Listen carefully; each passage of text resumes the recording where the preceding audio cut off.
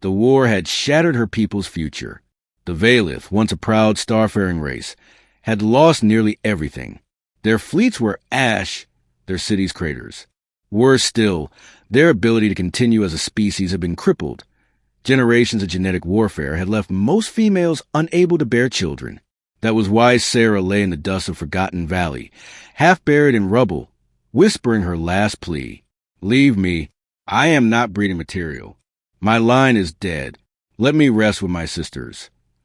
She was prepared to fade into nothing, but fate sent her someone she had not expected. A human. One, the stranger in the valley. Daniel Carter, a logistics officer turned reluctant wanderer, had been scavenging for supplies when he found her.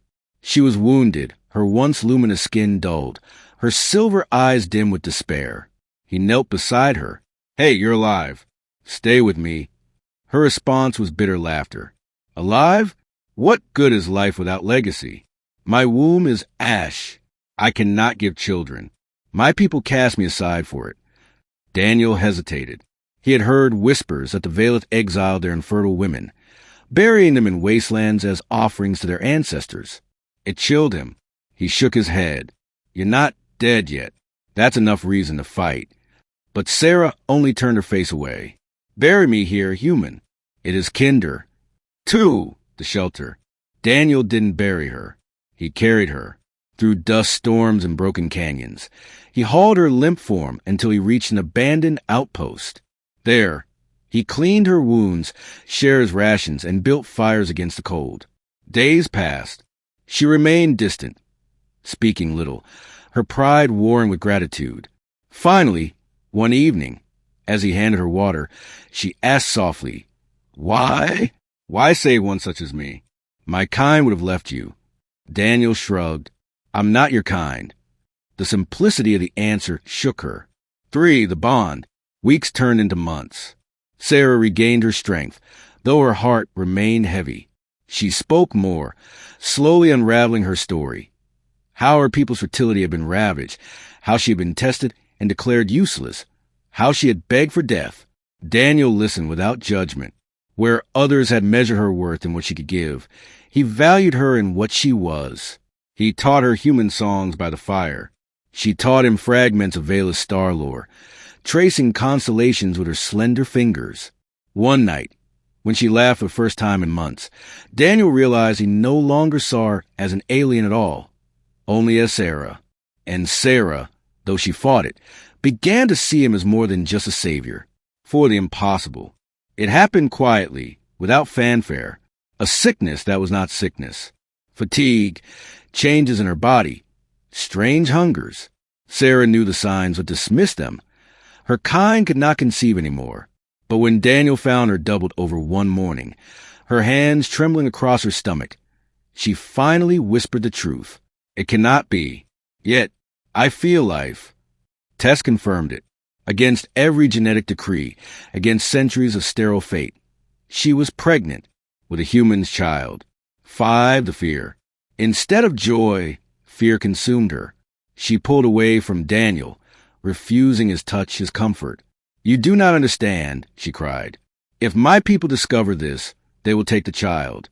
They will tear it from me, claim it as salvation, and I will be nothing but a vessel." Daniel clenched his fists. "Then we don't let them. We protect this, our child." She stared at him, stunned. Our child. No Valith male had ever spoken those words to her. To them, she was material or failure. But this human saw her as mother. 6. The pursuit. Word spread faster than they expected. Valith war bands, desperate to revive their dying species, came hunting. They offered Daniel riches for Sarah, promising her honor in laboratories. Daniel refused. They tried to take her by force. He fought, bleeding, standing in doorways, setting traps in canyons, using every scrap of human cunning. He was only one man, but he was enough. Each time he stood between her and danger, Sarah's heart burned with something she had never known. Being chosen, not for what she could produce, but for who she was. 7. The birth. Under alien skies, in the ruins of an old Valith temple, Sarah gave birth. Her cries echoed to the broken halls. Daniel's hand clutched tight in hers. Fear and hope mingled in the air until, at last, the child came, small, fragile, but alive. A child with Sarah's silver eyes and Daniel's human warmth. When Sarah held the infant against her chest, tears streamed down her face. I was not breeding material. I was told my line was dust. But now, I see my future. Daniel kissed her forehead. Not just your future. Our future. 8 legacy. The Valeth warbands eventually found them. But when they saw the child, when they saw proof that hope had returned to a union they had never imagined, they hesitated. Some wanted to seize the baby. Others, shamed by Sarah's survival, bowed to her. But Sarah stood tall, the child in her arms, Daniel at her side. I begged to be buried because I believed I was nothing. This human showed me I was more. If you want a future, it will not come through force. It will come through love. The warbands lowered their weapons. A new chapter had begun. 9, the first mother. Sarah became the first of her people to bear a hybrid child, a living bridge between human resilience and Valeth grace. The historians would one day call her the first mother of renewal. But to Daniel, she was simply Sarah, the woman who had once begged for death and instead had chosen life with him. And when their child laughed for the first time, Sarah whispered to Daniel, "You gave me more than survival. You gave me a reason to live."